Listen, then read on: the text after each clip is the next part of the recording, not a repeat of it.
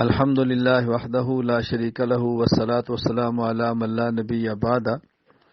ابھی کچھ دیر قبل مجھے اپنے ایک دوست اور بہت عقیدت مند اور محبت کرنے والے صاحب سید غلام محمد صاحب کے ذریعے پتہ چلا کہ ہندوستان کے بعض علاقے چنئی وغیرہ میں شدید بارشوں کی وجہ سے سیلاب آیا ہے، طوفان آیا ہے، بہت زیادہ نقصانات کی خبریں آ رہی ہے۔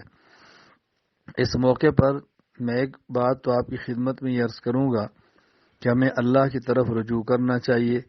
عقائد کی کمزوری ہے تو اس کو ٹھیک کریں، عقائد کی اصلاح کریں، اعمال کو پختہ کریں، گناہوں سے توبہ کریں، اللہ تعالیٰ سے معافی مانگیں۔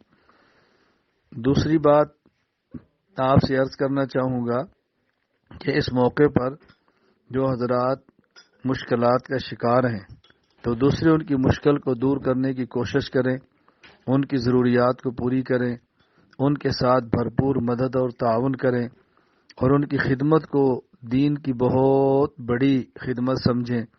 اس موقع پر بلا تفریق دین، بلا تفریق مسلک، بلا تفریق مذہب ہر کسی کی خدمت کریں جس حد تک آپ کے بس میں ہے۔ اور تیسری بات یہ عرض کروں گا کہ باقی حضرات جو مالی، جانی، جسمانی دیگر امداد نہ کر سکتے ہوں وہ ان کے لیے بھرپور دعائیں کریں۔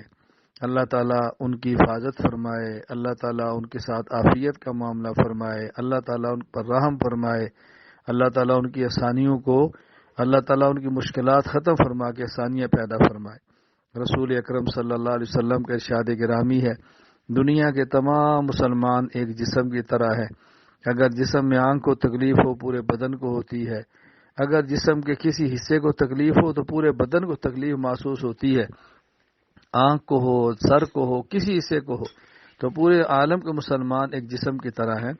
وہ مسلمان ہندوستان کے ہوں، پاکستان کے ہوں، دنیا کسی ملک کے ہوں، ان کے ساتھ ہمدردی کرنا پورے عالم کے مسلمانوں کی ذمہ داری ہے۔